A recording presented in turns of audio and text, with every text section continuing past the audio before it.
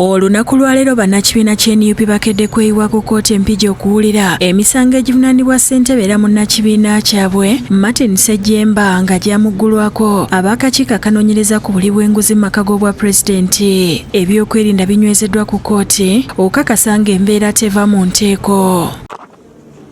Ssentebe Ssejjemba ayingiziddwa mu kkooti ku ssaawa 6 era oludda oluwaabi lutegeezezza omulamuzi nti singa ssentebe ono ayimbulwa kakalo ayinza obutaddamu kulabikako mu kkooti n'okutaataaganya okunoonyereza. Omulamuzi ali mu mitambo gy'omusango guno Keti Joan Acha wano wasinzidde n'amusindika ku alimanda mu kkomera Ekigo okutuusa nga 15 omwezi guno lwanaakomezebwawo.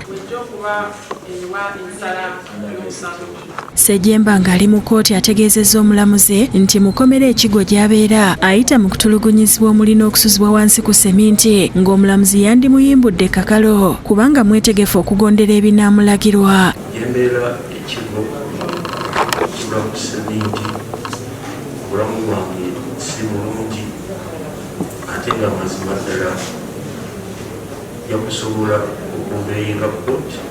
Munnamateeka wa Martin Ssejjemba Abubeka Ssekanjako yeewuunyiza engeri kkooti gy'ekutemu omusango guno n'etuuka n'okutanga n'abamu ku bazze okweyimirira ssentebe Ssejjemba ng'omubaka Hillary Kiyaga ng'egamba nti talina bimukakasa nti mubaka wa paalamenti. State ayogedde bingi ebyokugamba nti Honorable Kiyaga gwe baleetanga omujulizi takakasizza nti mubaka wa paalamenti. Ekyo mu mateeka kive kuba omuntu yenna okubeera omubaka wa paalamenti teyeetaaga na ID okukakasa nti mubaka wa paalamenti. Bw'oba osobola okugenda okuverifyinga status ya faama eyazze okweyimirira omuntu ate oyo gwe bagazeetinga mu kitabo ky'eggwanga lyonna ekyo kibalaga nti omusango gwa Honorable Ssejjemba guli political.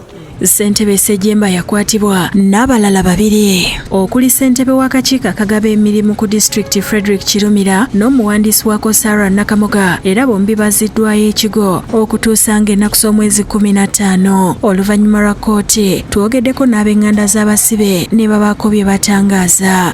Nga naye ekisinza okuneewuunyisa omuwabi wa gavumenti okugamba nti Honorable Hillary Kiyaga memba wa parliament mu kifo kino kkooti mweri tisi mubaka wa parliament era teyaba bimukakasa nga memba wa parliament. Joseph Kinobe yakusakidde eggulire lino ku Lwabukedde TV.